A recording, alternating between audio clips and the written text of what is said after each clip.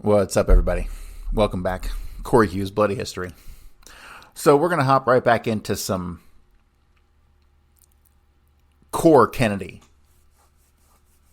We're going to go back to Jack Ruby. We haven't talked about Jack Ruby on this podcast ever, I don't think. And so I got a good 15,000 pages of Jack Ruby documents, all generated from the FBI, that we're going to at least start to tackle. We're not going to get through all of it. Well, we might over years, but, it's a lot of pages. So,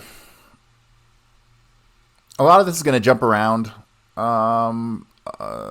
In just my skimming through it, appeared to have no rhyme or reason as to why they ordered it in such a way. It's not really in chronological order.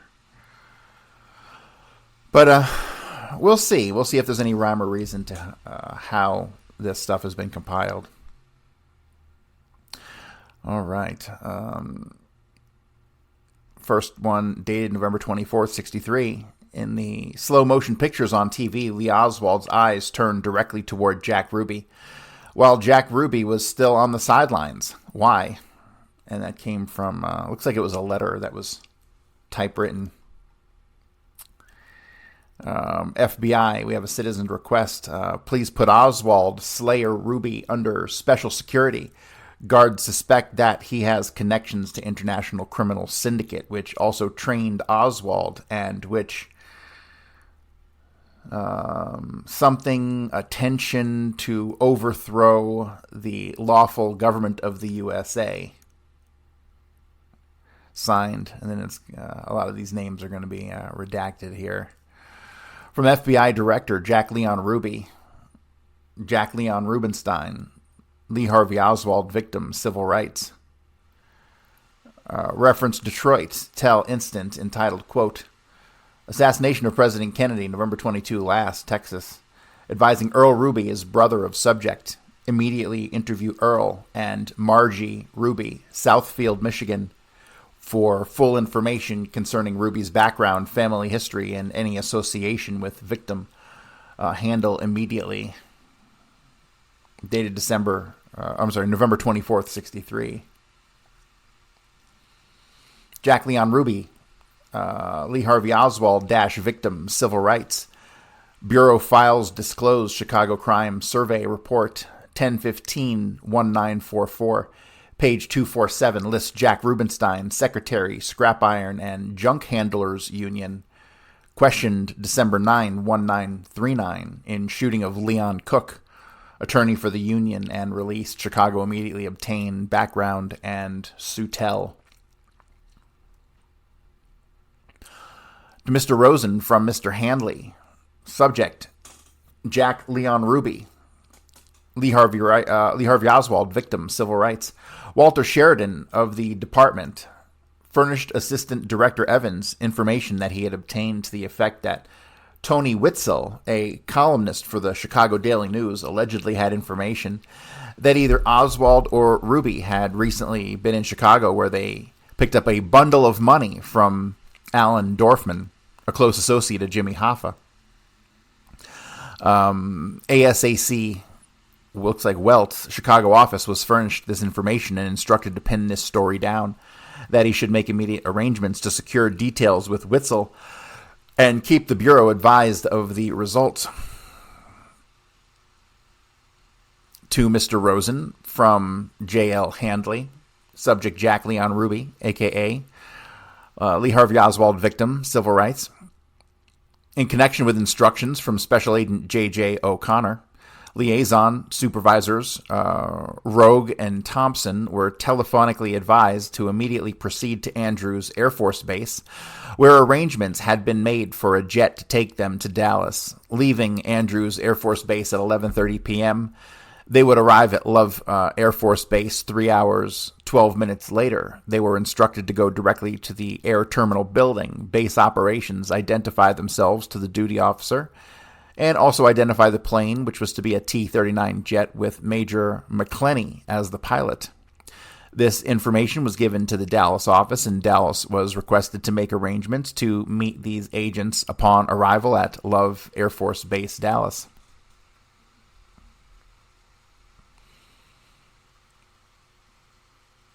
2, SAC Dallas from Director, FBI, Jack Leon Ruby.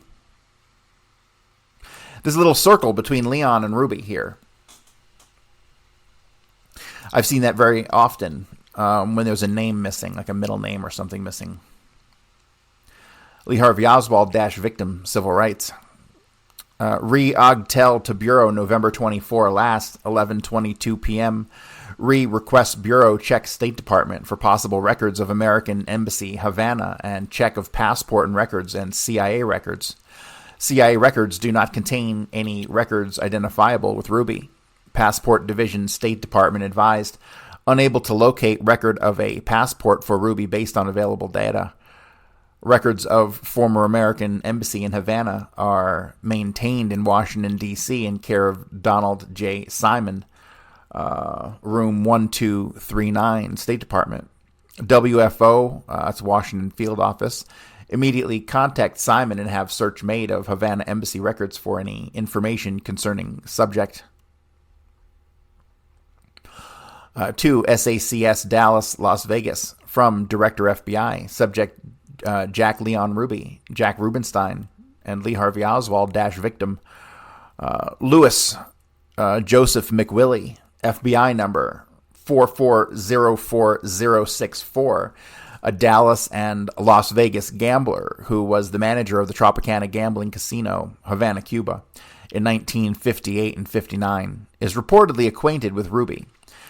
In May of 1959, Ruby allegedly gave Elaine Minier, Mynier, coded message in Dallas to be delivered to Ruby in Havana.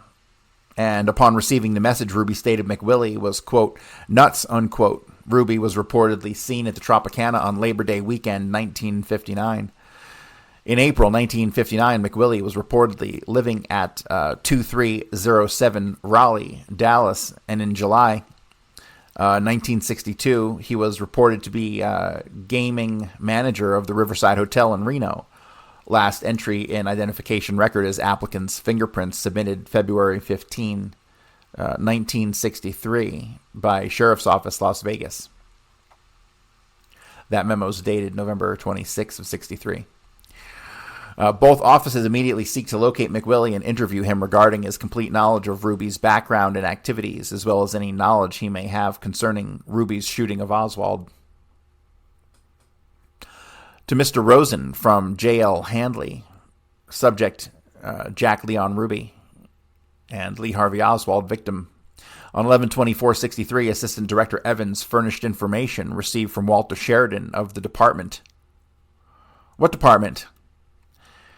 To the effect that Tony Weitzel of the Chicago Daily News allegedly had information to the effect that either Ruby or Oswald had recently been in Chicago and had picked up a bundle of money from Dorfman, close associate of Jimmy Hoffa. On Bureau instructions, Tony Weitzel was interviewed to pin this down, but stated he knew Lee Oswald only from recent public news media, and he had known Ruby by reputation since the 40s as a low-class Chicago hoodlum. He had no information that Oswald or Ruby had received any money from either Paul Dorfman or Alan Dorfman, nor did he have any information that either Ruby or Oswald had been in Chicago during the last year or two. Upon ascertaining that the information originated with a reporter for the Dallas Morning News named Redacted, Supervisor Elmer Todd, Washington Field Office, was instructed to have Redacted immediately interview to pin down his story.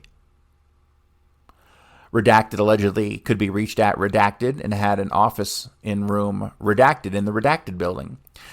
Washington Field Office will immediately advise the Bureau of the results of the interview. This is being submitted for record purposes. To the SAC, New York, Chicago, and Dallas, from Director FBI, Jack Leon Ruby, a.k.a. Lee Harvey Oswald - victim, dated November 25 last, 7:09 a.m. Retail indicates one UD phonetic end parenth Jacobs, UD Jacobs, an entertainer whose whereabouts are unknown, as a close friend of Rubenstein. New York checks celebrity service in effort to determine whereabouts of Jacobs in order that he might be interviewed for any information, re Rubenstein. To SAC Dallas from Director FBI and Jack Leon Ruby. During the course of this investigation, the following points should be fully resolved. Did anyone conspire or act in collusion with Ruby? 2, what was the motive of the shooting of Oswald? 3, did any police officer or any other person having color of law willfully permit Oswald to be shot? Advise all persons interviewed in connection with civil rights investigation, that investigation being conducted at specific request of Deputy Attorney General Katzenbach.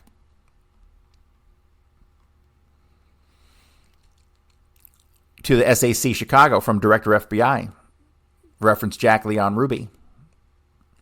Retell November 25 instant, 8:37 a.m. Every effort should be made to substantiate information set forth in Retell regarding Ruby being forced out of Chicago.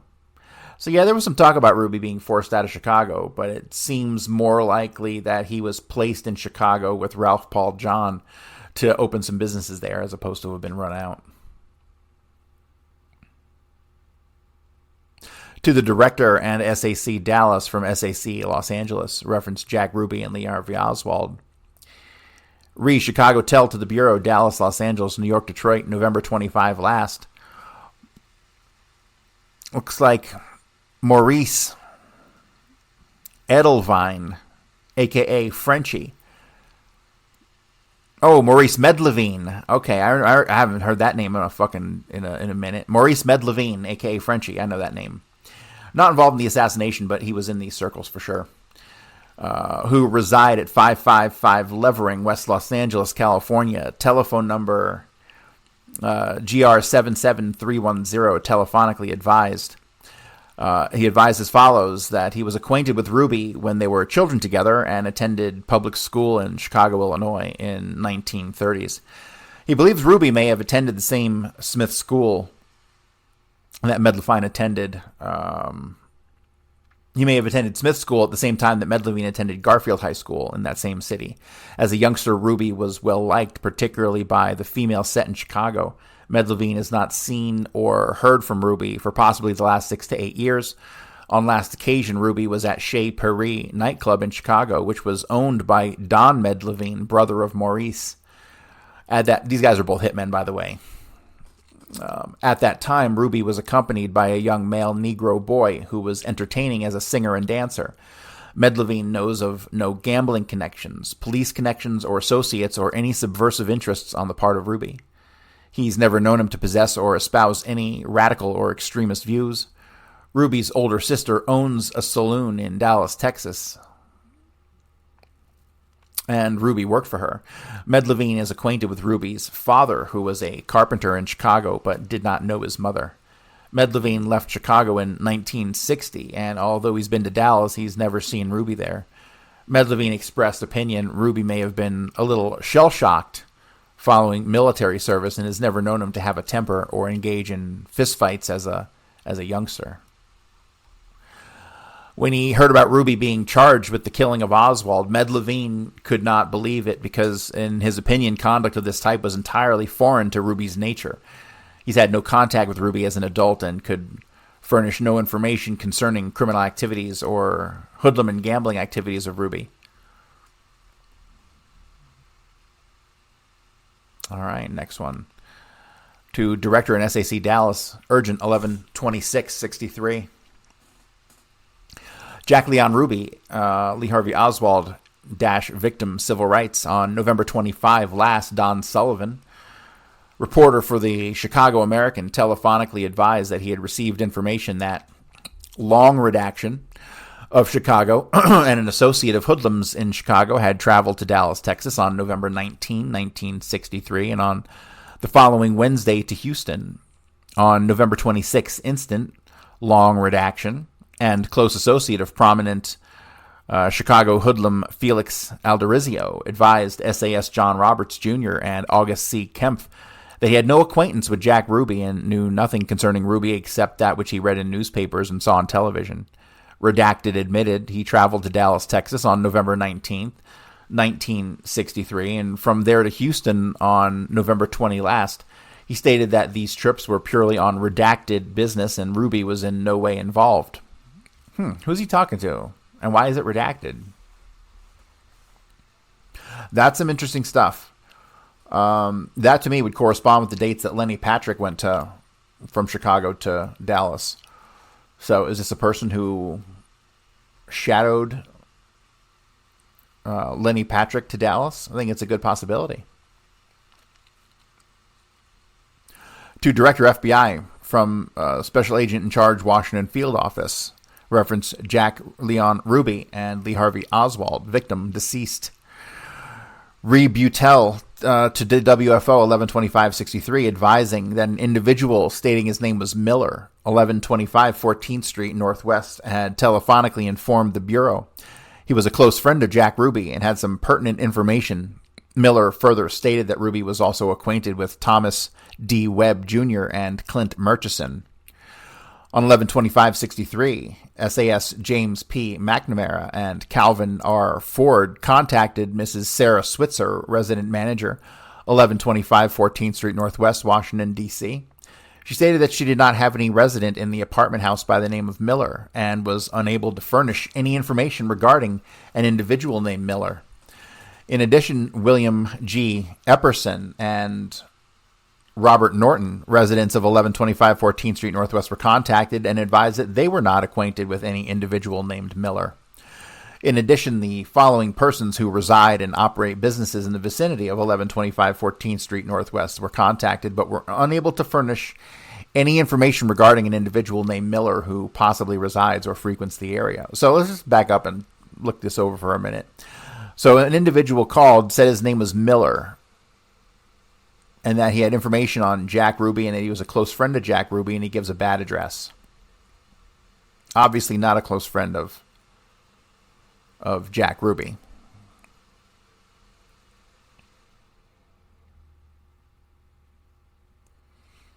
Thomas D. Webb Jr., 4526 Hawthorne Street, Northwest Washington, D.C., advised S.A. Ford that Miller is unknown to him. Webb further advised that he does not know Jack Leon Ruby or Jack Rubenstein, and that he has no information indicating that Clint Murchison is acquainted with this individual. Mr. Webb added that he possesses no information of pertinence to this investigation, but he would immediately notify the FBI if he hears of anything of value. Next one, Director and SAC Dallas from SAC Los Angeles, Jack Leon Ruby and Lee Harvey Oswald - victim. Las Vegas teletype to Bureau in Los Angeles, November 25 instant. Chicago columnist Tony Weitzel advised on November 25 instant that Ruby may be an associate of Dave, quote, Dingy, unquote, Halper. Dave Dingy Halper, nightclub operator, Las Vegas, Nevada. David, quote, Dingy, unquote, Halper, 3478 Paradise Road, apartment 139, Las Vegas, Nevada. Temporarily domiciled at the Spa Hotel, Palm Springs, California, advised S.A. J. Clayton Taylor on November 25 instant. He is an assistant to the president, Riviera Hotel, Las Vegas, Nevada. He continued that he does not know Jack Leon Ruby or Lee Harvey Oswald and cannot furnish any information concerning either of them.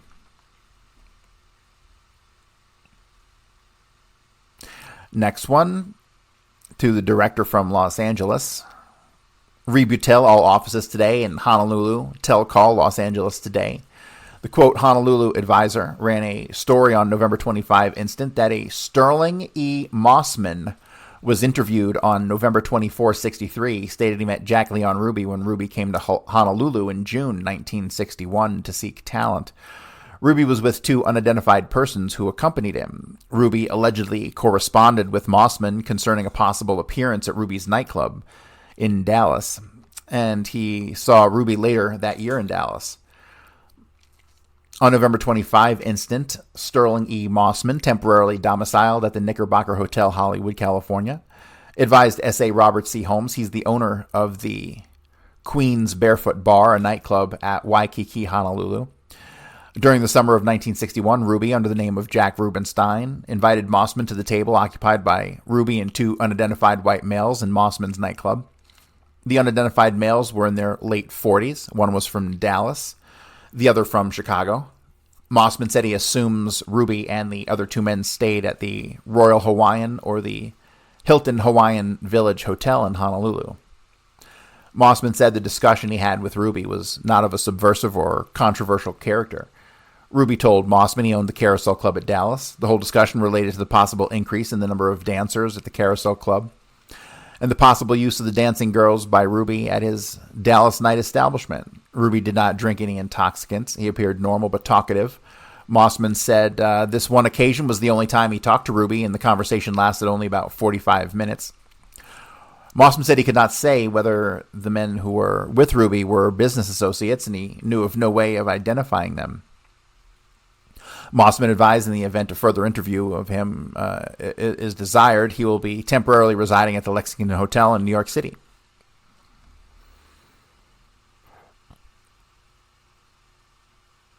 All right. 2, Director and SAC, Chicago and Dallas. SAC Special Agent in Charge. It should be SAIC. It's often referenced SAIC also. Jack Leon Ruby with the Circle again. Lee Harvey Oswald, victim. Rebutel, all sacks, November 25 incident.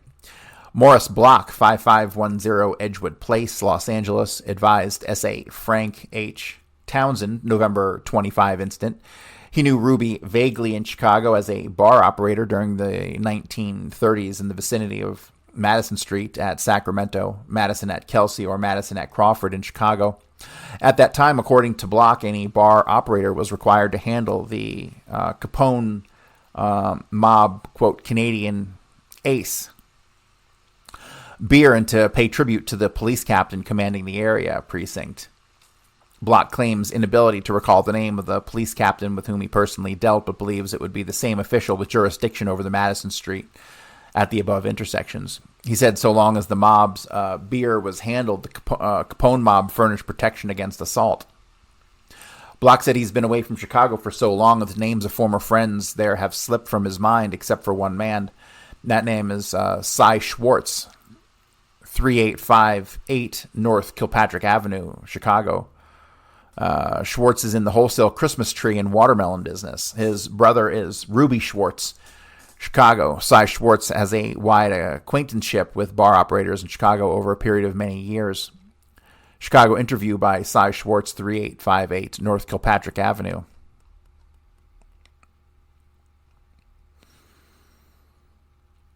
All right, next one, 11/26/63, urgent. To Director in SAC Dallas. On November 25, 1963, Don Glass, owner of Daniel Imports, Randolph, and State Streets, Chicago, furnished the following information to SAS Richard Barry Smith and Sanford A. Moen. Glass said he knew of a Sparky Rubenstein, or Ruby, during the 1930s and part of the 1940s.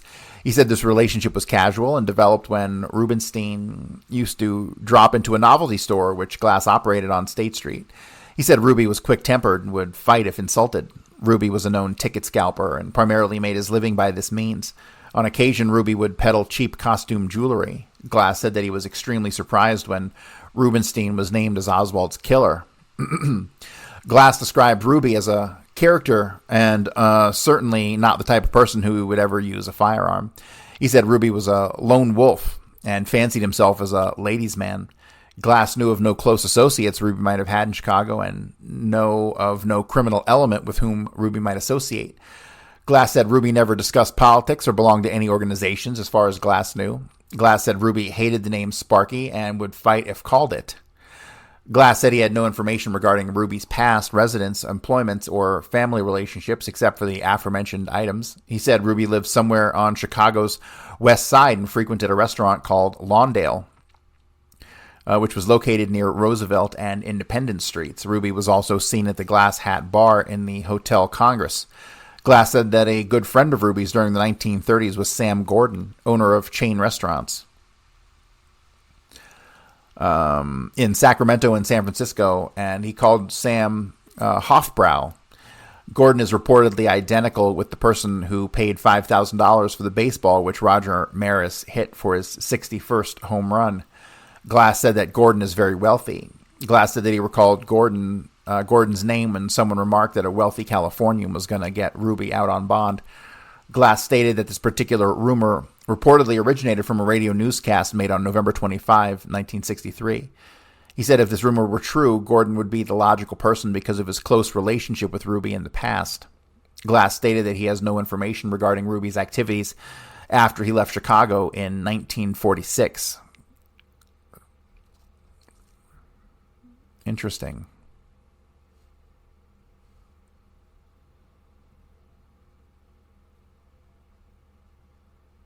All right, next one to Director SAC Dallas, 11/26/63. A lot going on in these first couple days after the assassination, right?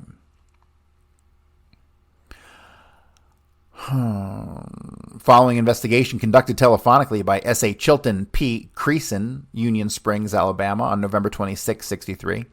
Chief of Police Thomas Scroggins and identification of Officer Sergeant Paul Blades, Phoenix City PD, Phoenix City, Alabama, stated that Jack Leon Ruby, completely unknown to police, has no record of local arrest. Both advised that Phoenix City has no source of strippers since Vice cleanup in 1954. Only establishment in Phoenix City, which now has occasional strippers, is Melvin Chadwick. Operators of Chad's Rose Room. Chadwick informed all his strippers are secured through booking agency in Atlanta and that Ruby is unknown to him. M. Lamar Murphy, Sheriff, Russell County, and John Henry East, Deputy Sheriff, Phoenix City, stated Ruby unknown to that office and has no record of arrest. Both confirmed that Phoenix City has no supply of strippers. Redacted, fairly long redaction, who has a wide acquaintance among former nightclub operators, tavern operators, and gamblers in Phoenix City area, stated he's certain Ruby has no close connection in Phoenix City and has never operated there. Ruby unknown to informant. Informant confirmed info that Phoenix City has no source of strippers. All informants mobile division cognizant of gambling activities, negative Ruby and Oswald. Another one, 11/26, to the Director and SAC Dallas from New York. William Slover, that's what it looks like, Slover. Detective, Kingston, New York. Police Department advised this date Joseph Schuler, age 19, staff announcer of radio station WKNY, Kingston, New York, informed him that at 7 p.m. on November 25, 63, an identified male voice telephonically inquired if Jack Ruby had yet been sentenced. The individual had advised that had not occurred, and investigation was continuing. Unsub then related how great President Kennedy was and remarked, whoever sentences Jack Ruby will be killed. Efforts to have Unsub identify himself were unsuccessful. Unsub remarked, Jack Ruby did the right thing when he killed Lee Oswald, and stated, I'm leaving for Dallas to kill whoever sentences Jack Ruby. Schuler stated that Unsub was a male voice and he guessed between 30 and 50 years of age, slight accent and possibly a Negro. Diction was good and voice appeared educated. He sounded as though sober. Slover advised that only public transportation out of Kingston is bus, and that inquiry at the two bus stations failed to discover anyone inquiring concerning schedules to Dallas, Texas, or buying tickets for that city.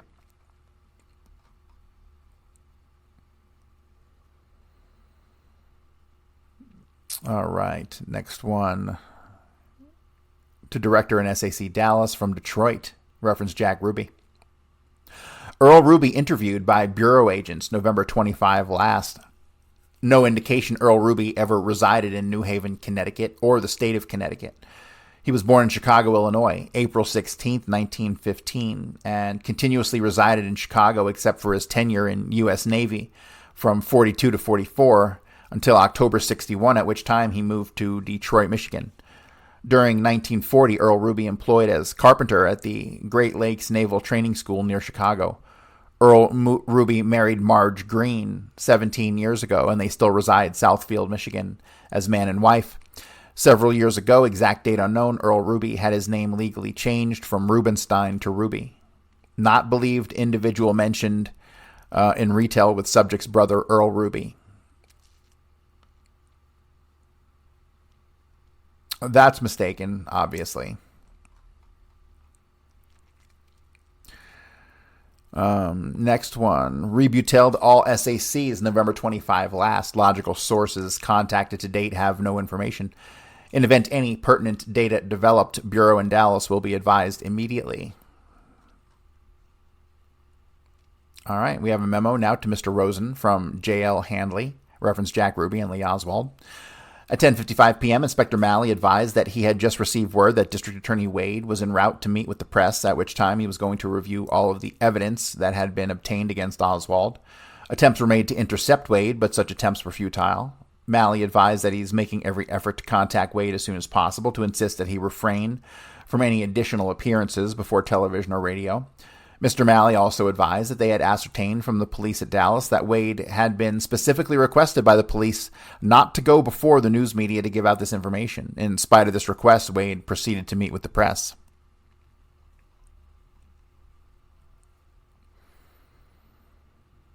All right, 2, Director, FBI and SACS Dallas and New Haven and Detroit. So Ruby's name keeps popping up. We haven't seen it yet here, but it will continue to pop up in reference to New Haven, Connecticut, and some communist shit that was going on there, which is weird. Which is why you'll see the occasional reference to, like, no connection between him and communism, right? 2, Director, FBI and SACS Dallas, New Haven, and Detroit. From SAC Washington Field Office, Jack Leon Ruby. Alec Heidel, or O.H. Lee, victims, Lee Harvey Oswald. Butel, all offices, November 25 last. Baltimore, Teletype, November 25 last.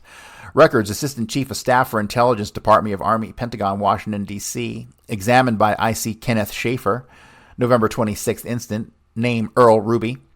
60 Eaton Street, City not listed. On 1940 election nominating petition of Communist Party for State of Connecticut. Page of petition, book bearing name date, stamped by Time Clerk's Office, New Haven, Connecticut, September 6, 1940, with notation. Some weird stuff going on with the names of Earl Ruby and Jack Ruby in reference to communism. I mean, it might have had something to do with the Kefauver hearings or something. I don't know. For information on New Haven and Detroit, Fort Halliburton, Maryland, advised information re 1 Earl Ruby, possible identical with subject's brother located.